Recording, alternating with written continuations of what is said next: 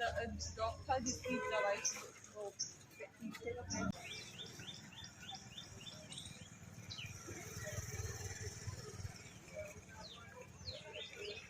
जहाँ आजकल कोरोना काल में लोग अपने परिवारों का भरण पोषण नहीं कर पा रहे हैं, एक दूसरे के मुंह ताक रहे हैं, खुद मोहताज हो रखे हैं।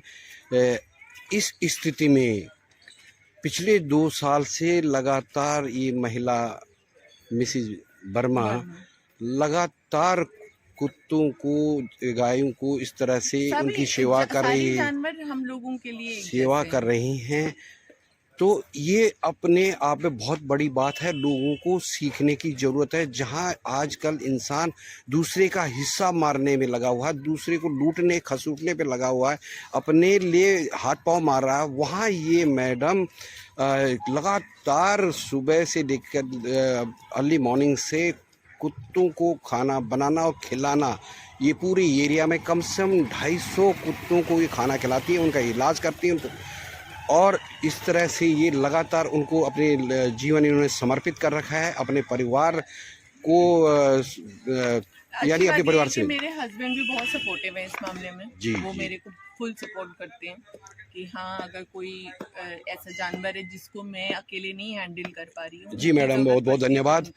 मैं अपने चैनल सच साक्षी की तरफ से आपका शुक्रिया अदा करता हूँ, बहुत बहुत आभार प्रकट करता हूँ कि आप जैसे इंसान इस दुनिया में है, इसीलिए शायद ये दुनिया का चक्र अच्छे से चल रहा है।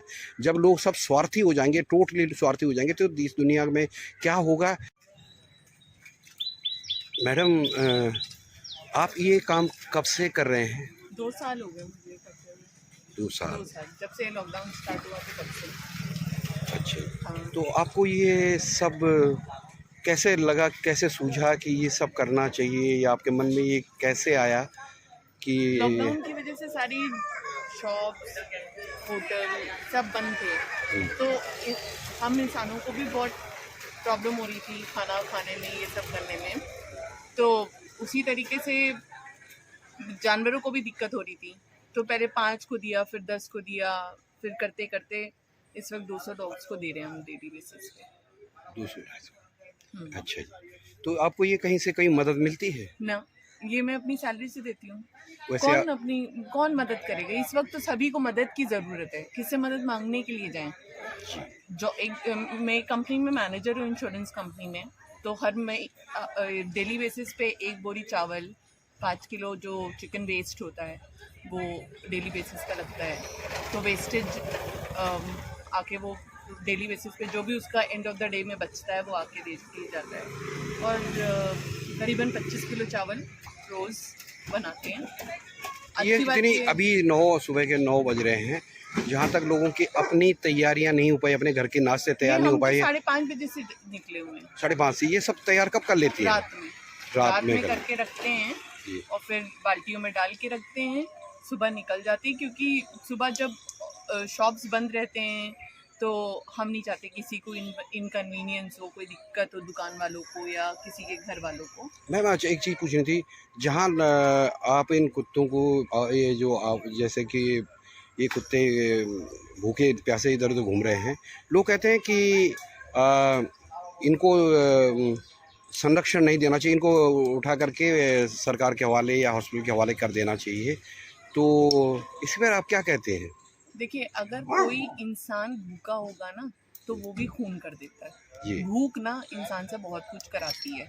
जी जी। जिस यानी कि आप ये कहना चाह रही हैं कि वो आवारा इसलिए नुकसानदायक इसलिए होते हैं कि वो भूखे होते हैं। जी जी, बिल्कुल सही बात है। जाते हैं, क्योंकि आप एक इंसान को 24 घंटा भूखा छोड़ दीजिए जी, और उसके बाद सड़क पे छोड़ दीजिए ना, वो पंगे इधर उधर करता फिरेगा, आप वो तब कहना। मेन बात ये है कि हमें हर चीज में प्रॉब्लम या तो तलाश कर, हम दूसरों से एक्सपेक्ट करते हैं कि दूसरे हमारे साथ करें। हमने क्या किया, कभी हमने काउंट किया है इस चीज के लिए? कभी एक जान सेव करके देखी है? एक जान कभी बचाई है? हमें भगवान बहुत बारी चांस देता है कि ये काम अच्छा कर सकते हो, तुम करो। कई लोग क्या होता है, 100 में से 90 लोग मुंह फेर के आगे चले जाते हैं। 100 में से 10 लोग होंगे जो शायद मरते हुए जानवर को उठा के कुछ दवाई देने की कोशिश करेंगे, या मरे हुए जानवर का अंतिम संस्कार सड़ता रहेगा, फफूंद लगती रहेगी, कीड़े पड़ते रहेंगे, वो पड़ा रहेगा।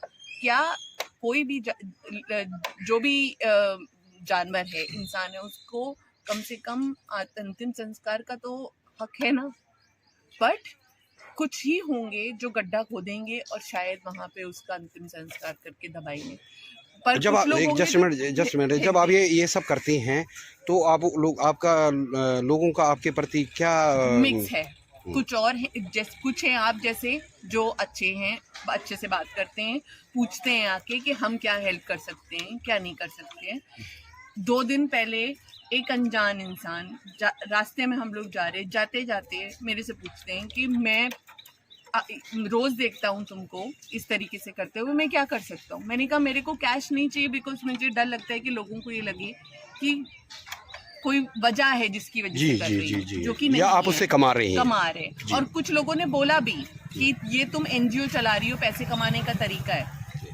ये आपकी थॉट प्रोसेस है, और अगर ऐसा है आप भी आइए, कमाइए और मदद करिए। अगर इस साइकिल में अगर आपको लगता है कि पैसे हैं तो प्लीज कम एंड ज्वाइन। एक दिन साथ काम करके देखो तो डिफरेंस पता चलेगा कि क्या होता है, क्या नहीं। तो ऐसा मिक्स है, मिक्स रिएक्शन मिलते हैं। जो लोगों को, मुझे लगता है कि वो खुद भी फ्रस्ट्रेटेड है। कई लोग चलती चलते रास्ते में रिक्शे से पलट के मेरे को कहते हैं कि ये क्या कुत्तों के साथ कर रही हो, इंसानों के साथ करो। तो मैम ये इतना सब कुछ करने के बाद आप ये सब इतना, ये बहुत बड़ा इलाका है जहाँ पे आप सारे कुत्तों को देखती हैं, जगह जगह ढूंढ ढूंढ के उनको खाना खिलाती है। तो इसके बाद अब तो मुझे ढूंढने की भी जरूरत नहीं पड़ती है। अब 2 साल में उनको इतनी आदत पड़ गई और मुझे इतनी आदत पड़ गई। उनको पता है हमारी भैया ई रिक्शे की हॉर्न बजा देते हैं, सारे कुत्ते एक जगह पे आ जाते हैं। तो ये गाड़ी जो आपने ये आपके पास है, ये ई रिक्शा, ये आपके साथ डेली आपके साथ रहते हैं जी? इनको भी पेमेंट करते हैं आप? से खाना खिलाते हैं, सबका ख्याल रखते हैं। अगर कोई बीमार होता है तो दवाइयाँ देते हैं, और साथ में अगर किसी को डॉक्टर के पास लेके जाना होता है तो गोद में बिठा के हम लोग लेके भी जाते हैं जी। बहुत बढ़िया बात, बहुत बढ़िया बात है।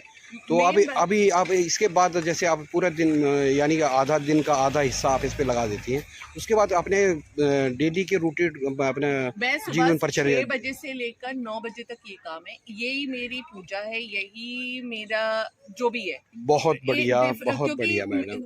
मेन बात क्या है ना, मैं आपको एक, आई नो कि मैं बहुत गलत बात शायद लोगों को लगे। मंदिर के आगे ही आप, शिव जी के मंदिर के आगे, शिव जी को हम क्या बोलते हैं, पशुपतिनाथ, जिन्होंने जो मतलब बोलते हैं जिनको, उन्हीं के मंदिर के आगे आप पशुओं को दूसरे लोग मारते हैं या वो करते हैं। मेरा ये कहना है कि आपने जाके वहाँ पे पूजा करी और बाहर अगर आकर ये काम कर रहे हो तो ये वो चीज़ आपको कोई फायदा नहीं करेगी। मेन बात ये है, कर्म ही कुछ लोग मानते हैं कि पूजा है। मैं उसी में बिलीव करती हूँ कि अगर मैंने किसी भूखे को अगर खाना खिला दिया और 3 घंटे में, यही मेरी सबसे पूजा रहती है। और मेरे को थकावट भी नहीं होती। मैं घर जाती हूँ 9 बजे तक घर जाती हूँ, नहाती हूँ, ब्रेकफास्ट बनाया, खाना बनाया, खाया। 3 बजे से मेरा काम शुरू हो जाता है ऑफिस का। 3 बजे से 12 बजे तक काम करते हैं और बीच में ये सब काम करते हैं, खाना बनाते हैं। बहुत बढ़िया मैम। मेन बात यही है कि अगर आप ये सोचिए कि भगवान साक्षात खुद उतर के नीचे आएंगे और सबका वो करेंगे, नहीं होता। हमें तो बनाया उन्होंने, और इंसान को इसीलिए जानवरों से एक लेवल ऊपर बनाया कि भाई तुम को थोड़ा सा बुद्धि दे रहा हूँ कि तुम दूसरों के लिए करो। तो अब कई लोग तो जानवरों से अपने आप को कंपेयर करने लग जाएंगे कि उनके साथ कर रहे हो, हमारे साथ क्यों नहीं कर रहे। तो कुत्तों के साथ कंपेयर करके आप अपनी ही बेइज्जती कर रहे हो ना। तो ये सारा खाना आपका, ये नॉन वेज मतलब veg biryani, non veg biryani आप उनको खिलाते हैं? बहुत अच्छी व्यवस्था कर रखी है आपने। इसीलिए हम लोग ये प्लास्टिक, ये कार्डबोर्ड के पेपर लेके चलते हैं, इसी के ऊपर खिलाते हैं, क्योंकि पेपर क्या होता है ना, एक टाइम के बाद गल जाता है। जी जी। और किसी की जगह भी गंदी नहीं करते, जिससे कि लोगों को रहता है कि चावल पड़े रह जाते हैं और आदमी खराब होते हैं। यानी जो कुत्ते कहीं आपको बीमार मिलते हैं या घायल मिलते हैं तो उनको भी आप भी वो उनके लिए दवाई वगैरह सारा कुछ का आप व्यवस्था क्या करें? हमारे डॉक्टर हैं, पहले जो हमारे घर के बच्चों को डॉक्टर देखते थे, उन्हीं से बात कर रखी है, तो वो सड़क के डॉग्स के लिए थोड़ा कंसेशन में देख लेते हैं, या फिर अगर ऑपरेशन या कोई बड़ा लंबा खर्चा आ जाता है तो हम अगर कोई आपकी मदद करना चाहे, कोई एनजीओ तो मैं वगैरह देखिए मैं राइस और चिकनी यूज करती हूँ, वो मेरा मेजर खर्चा है। अगर किसी को डोनेट करना है तो वो राइस डोनेट कर सकता है। ये जो मैं राइस लेती हूँ 500 रुपीज़ केजी, वो 500 रुपीज़ का एक पैकेट आता है 25 केजी का, वो डेली बेसिस पे लगता है मेरा। जी। तो अगर किसी तो को सरकार करना है, तो राइस आपकी कर सकता है donate। कभी आपने सरकार से इस तरह की आपने कोई बात उठाई कि मैं ये ऐसे बहुत सारे सरकारी एनजीओ चल रहे हैं जो कि खुद दूसरे के ऊपर डिपेंडेंट है, जिनको फंड्स की जरूरत है।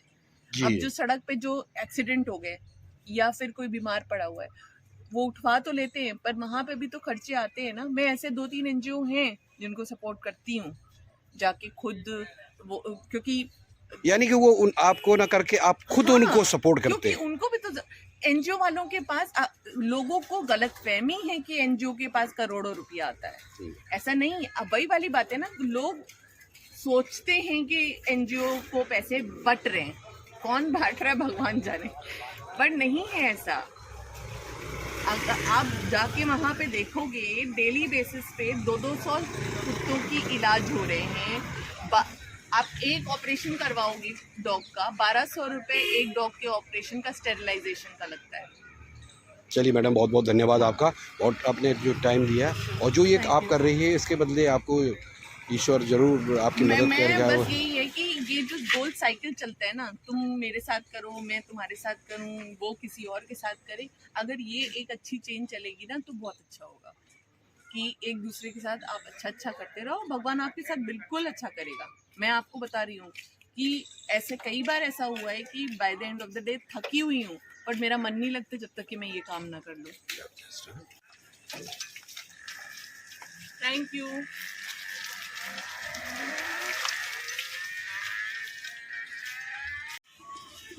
दोबारा राव जी, ये मैडम जो कुत्तों को खाना खिलाने आती है, क्या ये रोज आती हैं? हाँ, ये रोज ही आती है, लेकिन डेली कुत्ते आना भूल सकते, लेकिन वो आना नहीं भूलती। यानी कोई भी दिन मिस नहीं करती? नहीं, कोई भी दिन मिस नहीं। जब से हमने देखे हैं, तो डेली ही आ रही है। अरे सर्दी हो, बरसात हो, चाहे आंधी तूफान कुछ भी हो, वो जरूर आती है। धन्यवाद।